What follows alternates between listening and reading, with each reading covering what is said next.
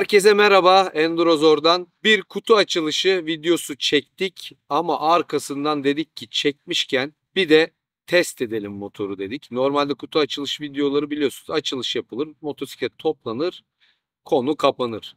Şimdi biz dayanamadık yine her zamanki gibi. Bu sefer kutu açılışından farklı olarak kendi motosikletimin kutu açılışını yaptık. Tabi herkes merak ediyor şimdi normal motosikletlerden niye X-Trainer'a geçti? İşte X-Trainer hep başlangıç motosikleti değil mi?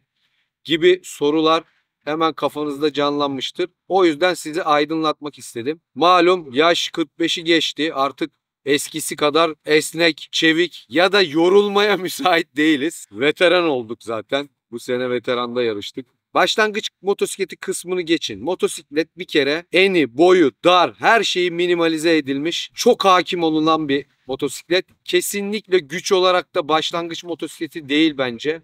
Yani bunu kullanabilmen için biraz bir şeyler bilmen gerekir. Evet, sıfırdan başlanılabilir ama hani öyle lafta başlangıç motosikleti deniyor ya, değil abi. Üzerinde Beta'nın Arar'ın birebir motoru, aynı motosikletin makinesi var üzerinde. Sadece salyangozla kısıtlanmış. Şunu için tercih ettim. Malum Türkiye'de kimse sırım gibi değil. Türkiye'nin boy ortalaması erkeklerde 1.70 ile 75 arası.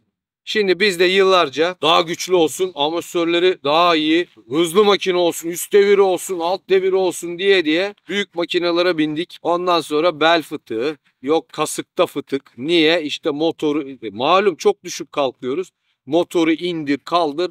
Anamızı ağlattık yani. O zamanlar öyle bir enerjimiz vardı. Daha önce binmedim mi X-Trainer'a? 2018'de Latif garajımıza getirmişti tanıtım için X-Trainer'ı. Bindik, o zaman beğenmemiştik. Çünkü çok vibrasyon vardı motosiklette. Bir de üst deviri böyle sanki daha cansızdı. Yani ben o zaman da yeni 2017 Husqvarna almıştım. Bayılıyordum ona. Çok üzerinde durmadık yani, bir 15 dakika bindik. O zaman bir de hep enerjimiz var. Bir de rakiplerimiz hep büyük makinelere biniyor. Yüksek motorlara biniyorlar falan. Dikkatimi çekmedi. Şimdi Enduro'da bir olgunlaşma kısmı var. Yani olgunlaşınca aslında olayın çok da fazla güç değil, motosiklete hakim olmak olduğunu anlıyorsun. Benim bir freeride maceram var. Başlarda bir freeride sürmüştüm ki iyi ki de sürmüşüm. Onun ekmeğini çok yedim ama freeride'la X-Trainer kıyaslandığında X-Trainer çılgın bir makine. Çünkü freeride'in alt deviri vardı, üst deviri yoktu.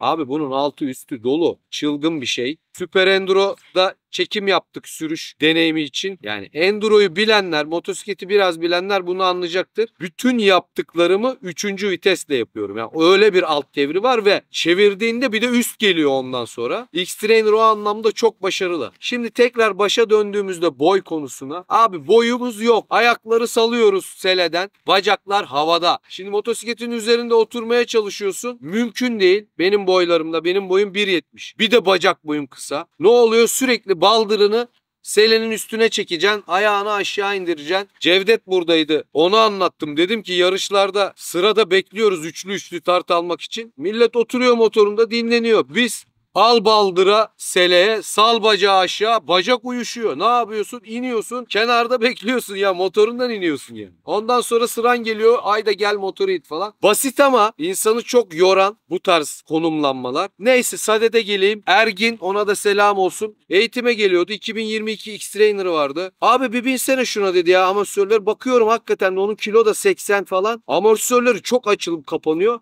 Ya dedim ver bir bakayım şuna. Dere yatağındayız. Kayalıklı da bir zemin.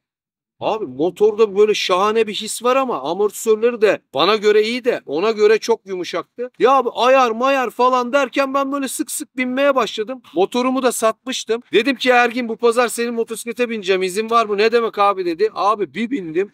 Abi bende lamba yandı. Motora karşı bir sempati başladı. Özellikle hard enduro'da arkadaşlar biliyorsunuz yani bacak boy koyamazsın. Motoru çekip pivot yapmak istersin, yapamazsın. Motor belirgin bir şekilde sana büyük geliyor. Gidon uzak, tamam mı? Ayak yere değmiyor. Dolayısıyla bindiğimde bir aydınlandım böyle yani. Bir kolay geldi her şey. Yapması çok kolay. Pat diye de 2023'te şahane bir tasarımla Arar'a benzetildi. Deposundan tutun da şu üzerindeki karakteristik. Depoyu 1,5 litre daha, eski X-Trainer'ın daha kısaydı. Biz uzun geziler yapıyoruz Enduro'da. Daha az benzin alabiliyordum. Bir de siyahtı. Bitip bitmediğini de anlayamıyordun. Hemen onu değiştirmişler. Hava filtresi çok zordu takması etmesi. Orada bir güncelleme var. Zaten beta debriyaj balatada Eskiden yaydı, eski nesildi. Diyaframa geçti. Debriyajı da çok yumuşadı. Onlar da 2 yılda özellikle değişim yapınca hemen dedim X-Trainer'ı beğenmişken 2023'ü Latife sipariş verdim. Tam da denk geldi motorumu satmamla. Arkadaşlar kasmaya gerek yok. Yani o güçlü bir makineye biniyor. Ben de ona bineyim deme. Yani sen o açığı, inanın bana, X-Trainer o kadar güçlü ki kesinlikle piyasadaki 250'lerle rekabet edebilecek bir güçte. Bir kere bunu kesinlikle söylüyorum. Arar'ın birebir salyangozu uyuyor. Biz test etmedik henüz. Bunun böyle X-Trainer'ın altından girip üstünden çıkan Berkay var. Enduro Garaj İzmir. Murat Hoca'ya selam olsun. Berkay'a selam olsun. Açtım Berkay'a, motoru almadan önce konuştum. Çünkü onda Arar salyangozu var. Ben dedim ki beyni, karbüratörün iğnelerini değişmek gerekmiyor mu? Nasıl olabilir dedim. Abi dedi, sadece salyangozu değişiyorsun. 6. vites, az geri otur, çek dedi gazı, tekere geliyor dedi motosiklet. O da tabii beni çok etkiledi. Ayrıca Power Parts ürünleri gelecek bunun. Ön amortisör 43'ten 48'e geçeceğiz. O zaman salyangozu da takıp size böyle bir 0-100 çekeceğim. O zaman göreceğiz. Berkay'ın tabii inanıyoruz sözüne. Sonuçta usta adam. Murat Hoca'nın çırağı. Böyle bir güç var. Bu kadar küçük, kullanması basit. Ayağını istediğin zaman yere koyuyorsun. 99 kilo. Selesi 91 santim. Bildiğin oyuncak gibi geliyor motosiklet bana.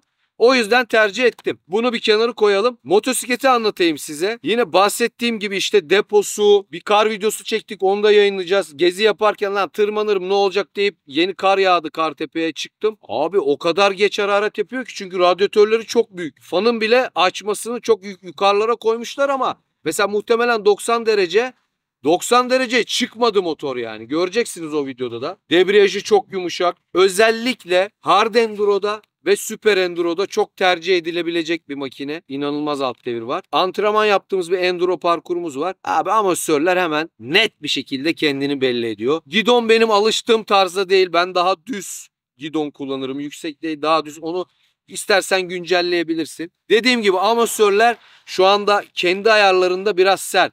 Çünkü amortisörler zaten çok kısa. Çalışma aralığı da 270 milimetre.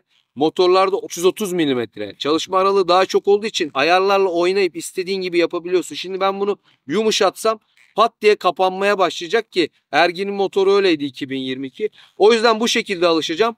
Böyle olduğunda da biraz enduro'da dövüyor. Yani daha dizlerini daha fazla kullanman gerekiyor. Biraz seni yoruyor ama böyle alışmak istiyorum. Bence siz de böyle yapın. Çünkü Türkiye'de biz çok yumuşak amortisörlü motosiklet sürüyoruz abi. Sitsuka'ya herifler geliyor, bir motoruna bir frenini sıkıp ezeyim diyorsun, ezemiyorsun. Özellikle enduro'da motosikletin amortisörü yumuşak olmaz. O zaman sürekli dağılırsın, viraj alamazsın, hakimiyet azalır. Zaten kendi de iddia etmiyor. Diyor ki sen diyor enduro yapacaksan o zaman 48 milimetre var Power Parts'ımda, onu tak diyor. Alışkın olduysan yumuşağı beğenmeyeceksin. Eksileri de söyleyeyim. Abi plastik kalitesi biraz zayıf. Yani şuraya bir dal girse bakın kırabilir. Daha güçlü yapabilirlerdi. Ben arka amortisörünü çok beğeniyorum. Yani aslında amortisör demeyelim, şok emici. Bu ayarı da çok güzel. Hiç beni geri fırlatmıyor. Ama bakın söylüyorum. Bunun temel sebebi şu. Bu motosiklet bana göre. Daha önce bindiğim motosiklet beni niye fırlatıyordu? Çünkü bana göre değil. 75 kilo ve üzerindeysen bu motosikleti kullan diyor. Daha önceki motosikletimden bahsediyorum. Öyleyse diyor altındaysan yaylarını değiş diyor. Şimdi sen boyun 1.70, 1.65. Daha kısa arkadaşlar var. Bana mesaj atıyorlar Instagram'dan falan. Böyleysen abi bak motorun bu. Bunu kullan. O yüzden bana arka şoku daha çok hoşuma gidiyor. Çünkü bana göre yapılmış bir arka şok var. Lastikleri güzel. Shinko, Tayvan malı.